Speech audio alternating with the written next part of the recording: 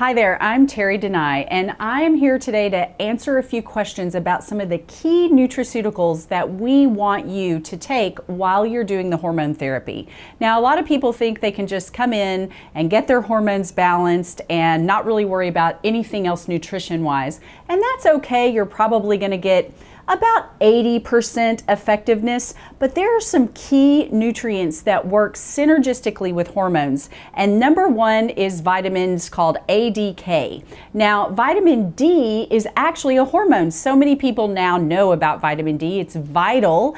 When vitamin D levels are low, we have a much higher risk of heart disease and cancers. So much information coming out about vitamin D. The other thing that vitamin D does is at the receptor level, it actually helps the hormones get into the cell. So my analogy that I love to use with people is it's like putting gas in your car, but your pistons are dirty and you can't get that fuel in the engine. That's really how vitamin D functions. Now, some problems with vitamin D historically have been vitamin D raises calcium levels, and that can be a problem because, as you've probably heard, calcium is a big deal in this country. We're over-calcified, right?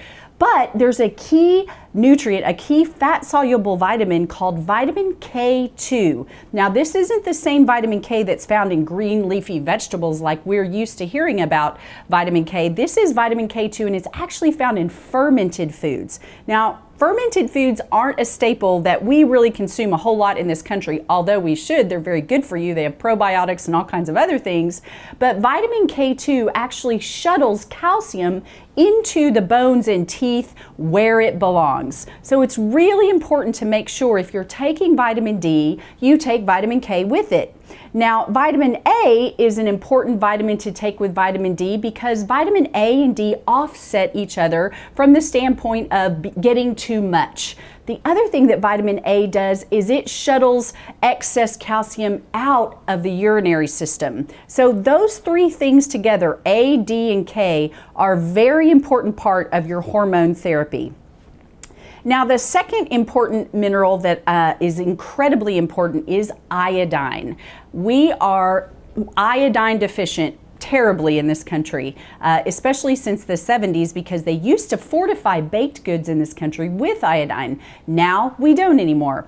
Our minerals, the soil is just very demineralized in this country, so it's very difficult to get iodine from foods. Unless you're eating a diet high in seaweed, like a Japanese diet, you're probably not going to get enough iodine. Now, why is iodine important? Well, iodine is so important because of your thyroid. Your thyroid needs iodine to function properly. The other thing that iodine is very important for is protecting against cancer, especially cancers of the glandular tissues like the thyroid, breast tissue, prostate tissue. There is a huge link between iodine deficiency and prostate cancer and breast cancer. I could go on and do a whole series and teach you about iodine, but just suffice it to say it is a very important mineral that we want you to take along with our therapy.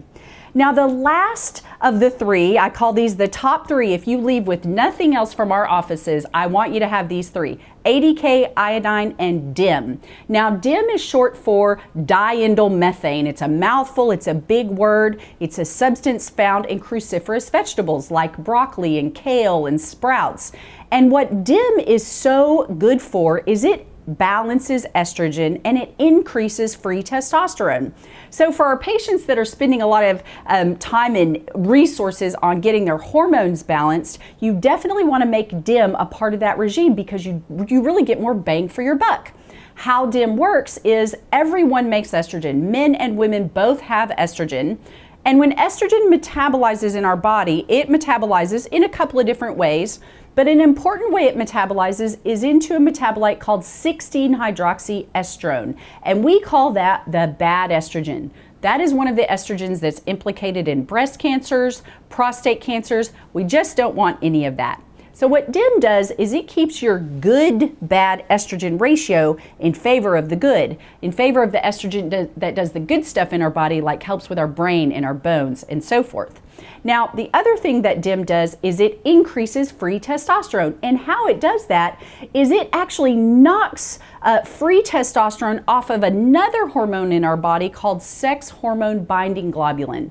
And sex hormone binding globulin actually has an affinity for that bad estrogen. So you take your DIM, it knocks the good testosterone off, grabs up the bad estrogen, and you really get a lot more bang for your buck out of your hormones. I hope this explains some of the questions about the top 3 that we really want you to take home today. Have a great day.